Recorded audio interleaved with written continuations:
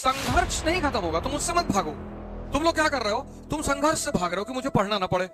तुम संघर्ष को खत्म करने की कोशिश करते हो, वो कभी नहीं खत्म होगा। तो तुमने क्या किया है, तुमने अपने मन को इतनी पॉइंट्स पे लगा रखा है, इतना भय क्रिएट कर रखा है अंदर अपने। उसमें सबसे बड़ी ड्रामेबाजी है प्रेम, लेकिन करना चाहिए, मजा बहुत आता है। इस दुनिया का सबसे प्यारा नियम यह है कि जो जितना बड़ा मूर्ख होगा उसके उतने ज्यादा दुश्मन होंगे। 12th का जो लड़का है उसकी तुम अगर बॉडी लैंग्वेज देखो, अभी स्कूल के सामने छुट्टी के वक्त खड़े हो स्कूल के सामने, और 12th के लड़कों को देखो, ये 2-3 बटन खुली है, ये कॉलर ऐसे खड़ा हुआ है, और 16-17 साल के लड़के से कोई भी दिक्कत बता दो, कोई भी, कि भैया वो मकान मालिक बहुत परेशान कर रहा है, उड़ा दो। कठिनाइयां कभी खत्म नहीं होंगी। शक्ति तुम्हारी इतनी बढ़ जाएगी, इतनी, कि मतलब तुम्हें छोटी मोटी चुनौतियां तो ऐसे लगेगा जैसे किसी ने तुमको कह दिया कि आज रात में तुमको उड़ाएंगे। तुमने कहा हो बे, तुम्हारा सर काट के काली को ना चढ़ाए तो कहना। तो तुम्हारे उसी चीज का वो जो, अब वो चुनौती तो है ही है, लेकिन उस चुनौती के सामने तुम्हारी ताकत इतनी ज्यादा है कि वो तुम्हारे लिए कुछ है ही नहीं। तो संघर्ष नहीं खत्म होगा, तुम उससे मत भागो। तुम लोग क्या कर रहे हो, तुम संघर्ष से भाग रहे हो कि मुझे पढ़ना ना पड़े। सुधांशु त्रिवेदी कितना पढ़ते हैं, तुम यार पढ़ने से भाग रहे हो। तुम पढ़ने से क्यों भाग रहे हो, मतलब उस उल्टा नियम क्यों बना रहे हो। तुम अपने आप को ताकतवर करते चले जाओ, तो जितनी चुनौतियां तुम्हारे सामने आती चली जाएंगी, सब छोटी होती चली जाएंगी। तुम रिवर्स फाइट करते हो, उल्टी फाइट करते हो, तुम उल्टी फाइट करते हो, उल्टी। तुम संघर्ष को खत्म करने की कोशिश करते हो, वो कभी नहीं खत्म होगा, पॉसिबल ही नहीं है, संभव ही नहीं है। तो उल्टा मत करो, उल्टे रास्ते में मत जाओ, शक्ति बढ़ा लो, और बढ़ा लो। तुम्हें अभी जितनी पता है उससे 1000 गुना ज्यादा है, लाख गुना, अरब गुना। 1000 न्यूरॉन सेल्स डेली रिलीज होते हैं, 1000, और एक न्यूरॉन सेल की ताकत होती है 80 जीबी। तो एक दिन में कितना जीबी, 80,000 जीबी। और 526 जीबी पे मोबाइल जो कितना बड़ा लगता है, 80,000 जीबी डेली पोटेंशियल होती है माइंड के पास, पर तुम यूज नहीं करना चाहते हो।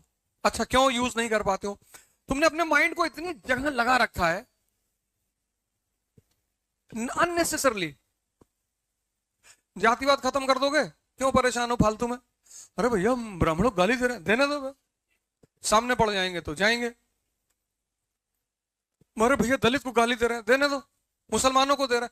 वो तो ये तो अब ये दौर ऐसा चल रहा है, इतनी जनसंख्या है, अगर लोग एक दूसरे को गाली नहीं देंगे तो जिएंगे कैसे। ये देश 50 करोड़ लोगों को संभाल सकता है, 1 अरब 50 करोड़ है, 1 अरब फालतू है, 1 अरब फालतू है।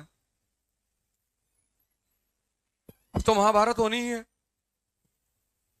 तो तुमने क्या किया है, तुमने अपने मन को इतनी पॉइंट्स पे लगा रखा है, इतना भय क्रिएट कर रखा है अंदर अपने, डर, कि तुम जैसे ही पढ़ने बैठते हो, और मन चारों तरफ उलझा हुआ है, तो जब तुम पढ़ने बैठते हो तो वो एक्सेप्ट ही नहीं करता। वो कम से कम 4 घंटे खड़े होकर पढ़ो। तुम अब तुम्हारी जनरेशन चेयर पे बैठने वाली जनरेशन नहीं है। तुम चेयर पे मत बैठो, तुम ये ले लो, ये बनवा लो, और 4 घंटे खड़े होके पढ़ो। 8 घंटे मत पढ़ना, बैक पेन हो जाएगा। 4 घंटे तुम खड़े होके पढ़ो, ना नींद आएगी, ना तुमको पढ़ने में दिक्कत होगी, क्योंकि मेहनत हो रही है ना, और ठंडक आ रही है। तो धीरे धीरे धीरे धीरे धीरे धीरे धीरे तुम देखना, जैसे जैसे तुम्हारी ताकत बढ़ती जाएगी अंदर, वैसे वैसे बाहर अचीवमेंट बढ़ती चली जाएगी। आज से एक मंत्र ले लो मुझसे, जब भी कोई तुमसे मिले और जरूरत से ज्यादा लगाव दिखाने लगे, तो समझ जाना अगले 1 हफ्ते में तुमसे कोई काम कहेगा। कोई तुम्हें तुम्हारी फायदे गिनाने लगे, तो समझ लेना उसमें उसका फायदा जरूर है। संत महात्माओं को छोड़कर उनका कोई फायदा नहीं होता, वो तो बस कंपैशन, करुणा में ऐसा करते हैं। एक शब्द है, एक, जिसने मेरे जीवन की 70% दिक्कतें खत्म कर दी। अगर मैं 90 कहूं तो अतिशोक्ति नहीं है, एग्जैगरेशन नहीं है, बस एक शब्द, और उस शब्द का नाम है इंटरेस्ट, हित। जितने लोग तुमसे जुड़े हैं उनका कोई ना कोई इंटरेस्ट तो जरूर है। ये सारा खेल जो चल रहा है सब इंटरेस्ट का है, और कुछ है ही नहीं। उसमें सबसे बड़ी ड्रामेबाजी है प्रेम, लेकिन करना चाहिए, मजा बहुत आता है, बहुत मजेदार खेल है, बहुत करते रहना चाहिए, बंद तो होना ही नहीं चाहिए, करते रहना चाहिए। मजा ये आता है कि कौन किसको बेवकूफ बना रहा है ज्यादा, रुकना तो चाहिए ही नहीं, चलते रहना चाहिए। और तुम चले आओ, तुम्हारी उम्र कम है, 20-22 साल के हो, आईएएस बन जाओगे फ्यूचर में, स्थिति तुम्हारी अच्छी हो जाएगी, एमपी भी बन सकते हो, लेकिन आज बहुत मार खाओगे तुम। तो जब तुम ये समझने लगते हो, कुछ चीजें जब तुम समझने लगते हो, तुम्हारी दुविधाएं खत्म हो जाती है। शादी फादी मत जाया करो किसी की, अपनी छोड़ के, अपनी भी तो जाना ही चाहिए। शादी वादी कि हाँ, तुम्हारे किसी रिश्तेदार के घर, तुम्हारे किसी दोस्त के घर, पड़ोसी के घर परेशानी है, तब जरूर जाओ, चाहे पढ़ाई का नुकसान हो, चाहे जिसका नुकसान हो, लेकिन तब जरूर जाओ। इंसानियत खत्म नहीं होनी चाहिए। मतलब तुम्हारा पड़ोस में कोई आदमी बीमार है, तुम्हारे दोस्त का पिता बीमार है, और तुमको 2 दिन उस पिता के साथ हॉस्पिटल रहना, एकदम रहो, कुछ नुकसान नहीं होता। इंसानियत खत्म नहीं होनी चाहिए, वो बरकरार रहनी चाहिए। क्योंकि किसी की भी मुसीबत में जब तुम मदद करते हो तो वो तुम्हें दुआ देगा, और वो बहुत पावरफुल चीज है। मतलब दवा से लाखों गुना। कभी तुम गीता पढ़ोगे तो उसमें तुम्हें 3 तरह के कर्म पता चलेंगे, कर्म, अकर्म और विकर्म। जो संत होते हैं ना, ये विकर्म करते हैं, विकर्म मतलब ये जागृत हो चुके हैं, इन्हें कर्म करने की जरूरत नहीं, लेकिन फिर भी करते हैं। तो जब ये फिर भी करते हैं, तो वो जो कर्म करते हैं, अब इनको कर्म की जरूरत तो है नहीं, लेकिन ये करते हैं, तो इनके पास वो सेव होता रहता है। वो जो आशीर्वाद का कॉन्सेप्ट है वो यही है। तो इनके पास चीजें सेव होती हैं, तो उस सेव कर्म को ये किसी को गिफ्ट में दे देता है। से कोई कैंसर का पेशेंट गया, इन्होंने उसके सर पे हाथ रख दिया, जाओ, तो होगा ठीक, हो गारंटी ठीक होगा, 4000% ठीक होगा, क्योंकि अब अपने लिए नहीं कर रहे हैं। इस दुनिया का सबसे प्यारा नियम यह है कि जो जितना बड़ा मूर्ख होगा उसके उतने ज्यादा दुश्मन होंगे। न्यूटन का नियम है ये, जो जितना बड़ा मूर्ख होगा उसके उतने ज्यादा दुश्मन होंगे। तुम्हारा समय ऑड चल रहा है, कोई बात नहीं, तुम्हारे माँ बाप जेल में है कृष्ण की तरह, कोई बात नहीं, उस समय को इस्तेमाल करो अपने लिए, मारना तो ही है, पर समय को हमेशा समझो और इंटरेस्ट के गेम को समझो, परेशान होने की जरूरत नहीं।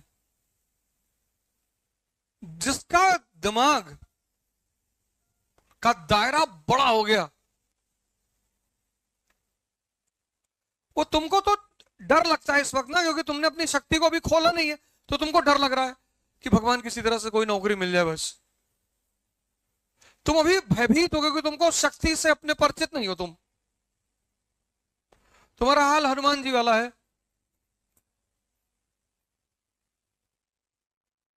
कि समंदर सामने देखे कि ये कौन पार करेगा,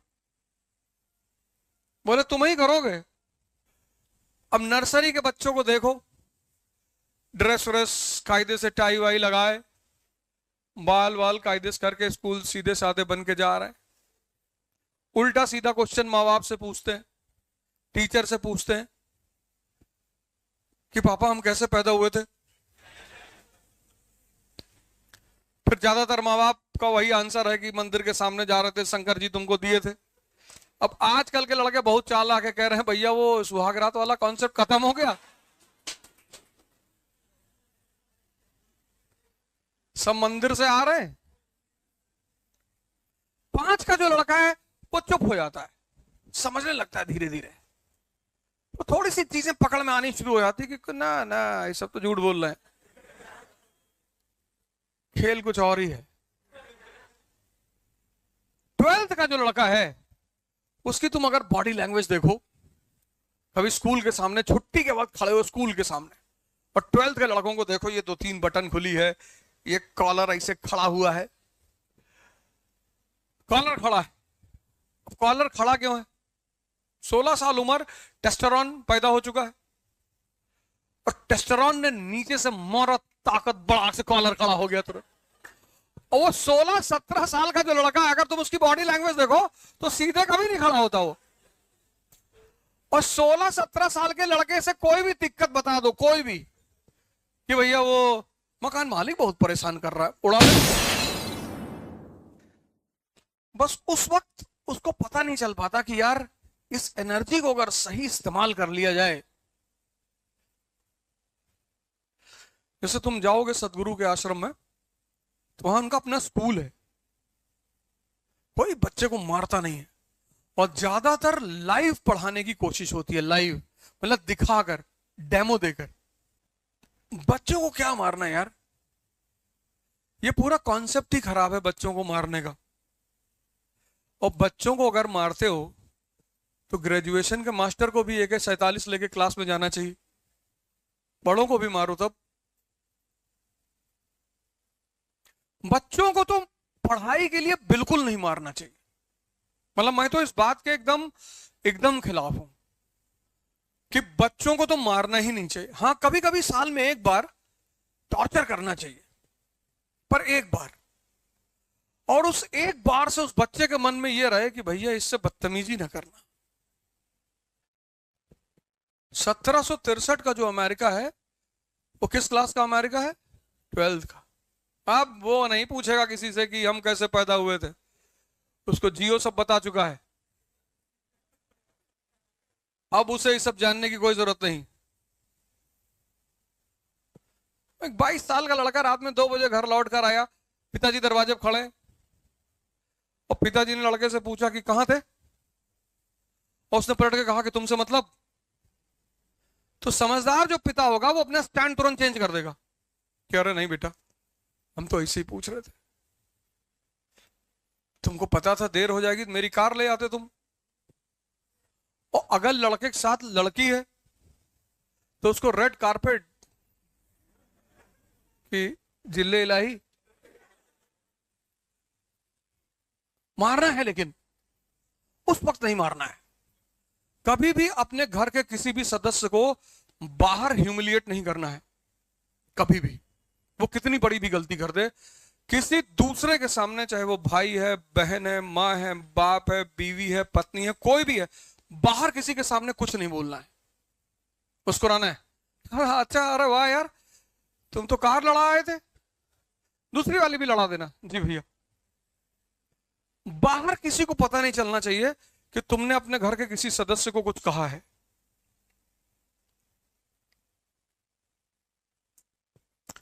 पर मारना है। अगर कह दिए कि तुमसे मतलब, तो 11 बजे दिन में दरवाजा बंद करके 3-4 लोग बुलाकर मार, फटफट मारना तो है। इस जीवन में किसी को माफ नहीं करना है। Forgiveness is the quality of God and we are not gods. पर किसी को यहां नहीं रखना है। किसी ने तुम्हारे साथ बदतमीजी कर दी है, उसको देख के मुस्कुराया करो कि कोई बात नहीं, वेरी गुड। जैसे तुम लड़ रहे हो ना, ऐसे हम भी लड़ रहे हैं। हमारी तुम्हारी लड़ाई में फर्क सिर्फ इतना है कि तुम्हारी उम्र बहुत कम है और अनुभव भी कम है। मेरे अनुभव अगर ले लोगे जीवन में तो इतने काम आएंगे तुमको, ये सब तो किताब में लिखा हुआ है, लेकिन ऐसे ही पढ़ना है। ओल्ड रिस्ट्रिक्शन, समझदार बाप एकदम स्टैंड को चेंज कर लिया कि नहीं नहीं कोई बात, आराम से, तुम 4 बजे आया करो सुबह यार, तुम उल्टी सीधी बात करोगे तो सब मान थोड़ी लेंगे, और उमर के बाद लोग सवाल करेंगे। भाई अमेरिका ने कहा कि सद्दाम हुसैन पे हमला कर रहा है, दुनिया ने कहा क्यों? बोले WMD। WMD women of mass destruction. अरे बोले वुमेन नहीं, वेपन।